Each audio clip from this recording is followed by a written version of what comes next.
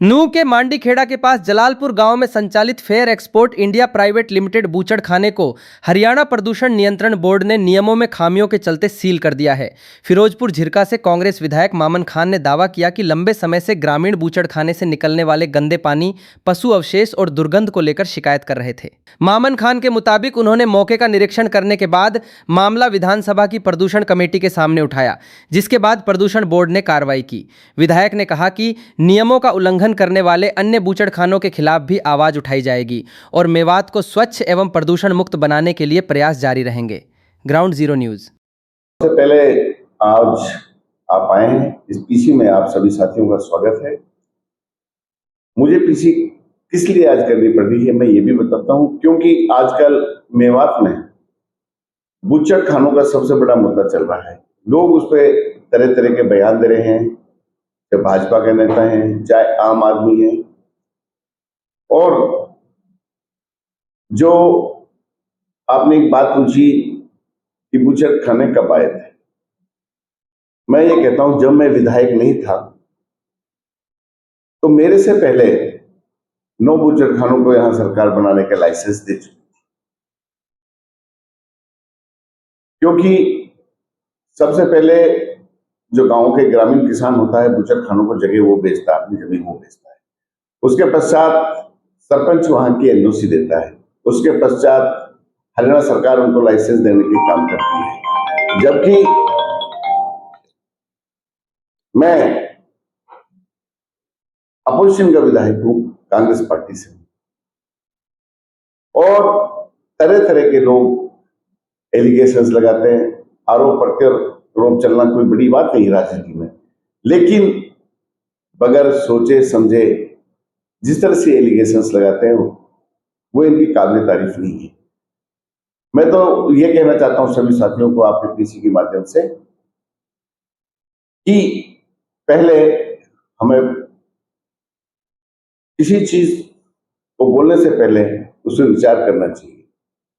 कि जब मैं विधायक नहीं था, मेरे से पहले 7 से 9 बूचड़खानों को सरकार लाइसेंस दे चुकी थी, जिसमें सबसे पहले यूनाइटेड फार्म प्रोडक्ट्स जो घाटा शमशाबाद में है 2018 में आए, जेरियन फूड जो 2018 में आया था, अल नवेद जो 2015 में आया था, एओवी एग्रो फूड्स जो 2015 में आया था, अलमिंटोज 2015 में आया था, फेयर एक्सपोर्ट जो स्टकपुरी में है वो 2002 में उसका सरकार ने बनाने के लाइसेंस दिया था, एगल फूड इंडस्ट्रीज 2019 में आया था, मेरे से पहले रॉयल एग्रोटेक 2018 में आया था, और बिस्मिल्लाह एग्रो फूड 2018 में आया था।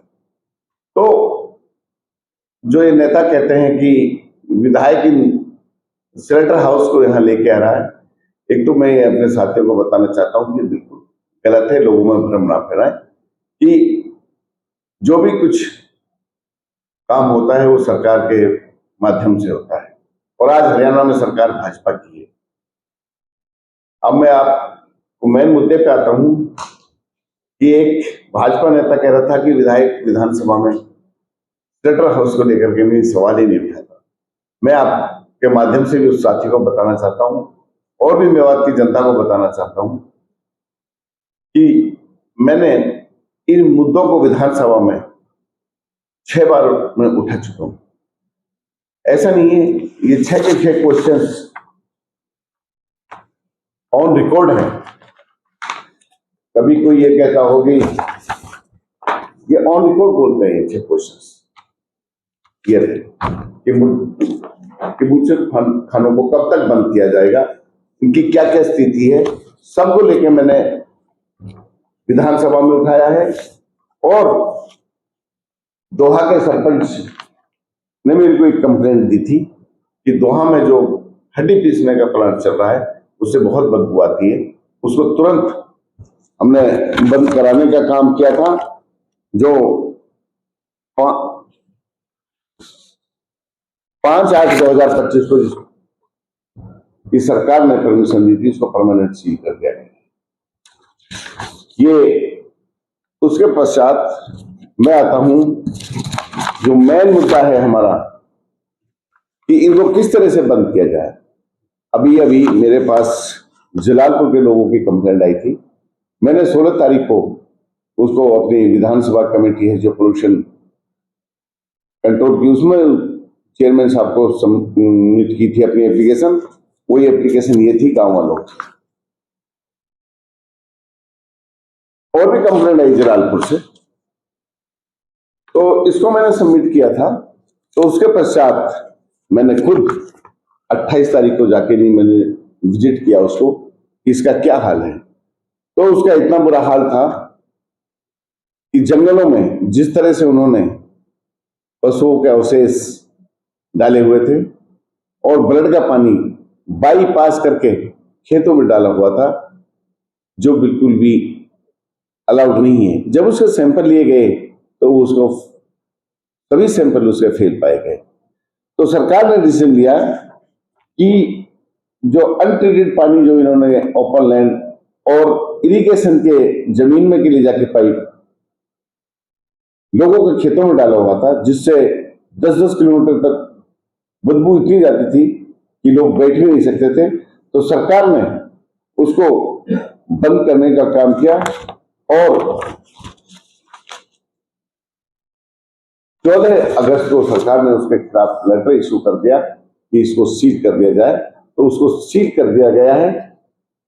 आपको उसकी एक एक कॉपी मैंने आपको उपलब्ध करा दी है। और उसके पश्चात मेरे पास कंप्लेंट आई है सटकपुरी की। तो सटकपुरी में भी जो हाल है वो बहुत ही बुरा हाल है। मेरे पास ये लेटर है जो मैंने सरकार को दिया है, और आप इसके फोटो देखोगे फेयर एक्सपोर्ट सटकपुरी के, तो मैं आपको एक एक करके दिखाता हूं कि कितना बुरा हाल है वहां जंगलों में। ये भी बाईपास करके इसको जंगलों में डाल रहे हैं। इसकी भी शिकायत सरकार को दे दी है और मुझे उम्मीद है कि जल्द से जल्द उस पर भी सरकार कार्रवाई करेगी। इसी तरह मेरे पास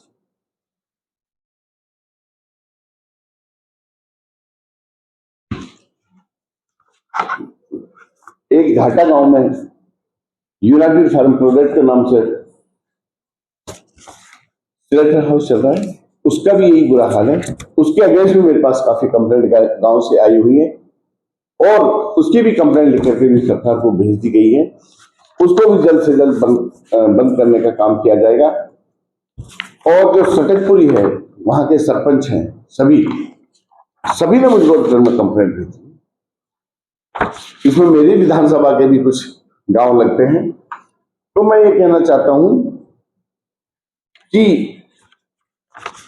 एक और है कारागांव, मैं वहां खुद गया, जो अनट्रीटेड पानी को लेकर के नहीं खेतों में मैं डाल रहे थे। उनके फोटो में मैं आपको भेज दिए हैं, शेयर कर दिए हैं, आप वहां से उनको देख सकते हो। उसके पश्चात एक अस्टर कार्गो है जो मालीखेड़ा में खुला है। सारे वहां लोगों की कंप्लेंट आई, हिंदू फैमिलीज की कंप्लेंट आई। ये कंप्लेंट ये भी सरकार को सबमिट कर दी गई है और इस पर भी जल्दी ही कार्रवाई होगी। मैं इतना कहना चाहता हूं कि इनके ऊपर सरकार बार बार इनको सील कर रही है। इससे पहले भी ये जो फेयर कंपनी थी इसको सील किया गया था और यूनाइटेड फार्म पे भी 12,96,000 का जुर्माना किया था। जहरीन पे फूड पे भी किया था। फेयर एक्सपोर्ट को 21/10/2025 को क्लोज किया था। इस पर 23 लाख का फाइन किया था जो सटकपुरी की है। एओडी एग्रो फूड, इसको भी 10,60,000 का इस पे फाइन किया था। अलनवेद पे 31 लाख का फाइन किया था। फेयर एक्सपोर्ट मालीखेड़ा में इस पे भी 18/9/2025 को इसके जब सैंपल हुए थे 4 लाख का इस पर फाइन किया था। और इसी तरह हमारे रावली गांव के जो मरहब फ्रोजन फूड, जिसकी वजह से रावली गांव के लोग परेशान हैं, रोजाना धरना प्रदर्शन वहां चल रहा है। और मैं उनको वीडियो पे बार बार सोशल मीडिया पे भी देख रहा हूं, सरकार को भी मैंने उसको लेकर के अवगत कराया है। मैं ये कहना चाहता हूं कि किसी भी स्लेटर हाउस ने मेवात में नॉर्म्स को वायलेट किया या कोई भी अनट्रीटेड जो वाटर है बाईपास करके खेतों में या पाइप दबा के कहीं डाला गया, किसी भी सूरत में बर्दाश्त नहीं किया जाएगा, हर कीमत पे उसको बंद किया जाएगा। बाकी मैं अपने सभी और साथियों को भी ये अवगत कराना चाहता हूं कि हम सबको, ये मेरा अकेला विधायक का मुद्दा नहीं है, ये आम जन का मुद्दा है। हम सबको मिलकर के, चाहे कोई किसी भी पार्टी से है, हमको एक मंच पे आके इस लड़ाई को लड़ना चाहिए। इन बूचड़खानों को परमानेंट बंद कराना चाहिए, क्योंकि इनकी वजह से जो मेवात में विकास आना था, जो इंडस्ट्रीज आनी थी, जो रेजिडेंशियल एरिया बनना था, वो सारा का सारा खत्म हो चुका है। और लोग मेरे पास एलिगेशंस भी लगाते हैं, मगर मैं ये कहता हूं कि भाजपा और भाजपा के नेताओं के सामने मैं झुकने वाला नहीं हूं। और मामन खान को कोई ऐसी भाजपा की और किसी की ऐसी छापने की मशीन नहीं बनी जो मुझे खरीद सके। हमेशा मैं अपनी जनता के साथ खड़ा हूं, और जो बुचड़खानों को बंद कराने के लिए एक मंच पे कोई भी साथी आता है, मैं उसके साथ तैयार हूं। जय हिंद, जय भारत।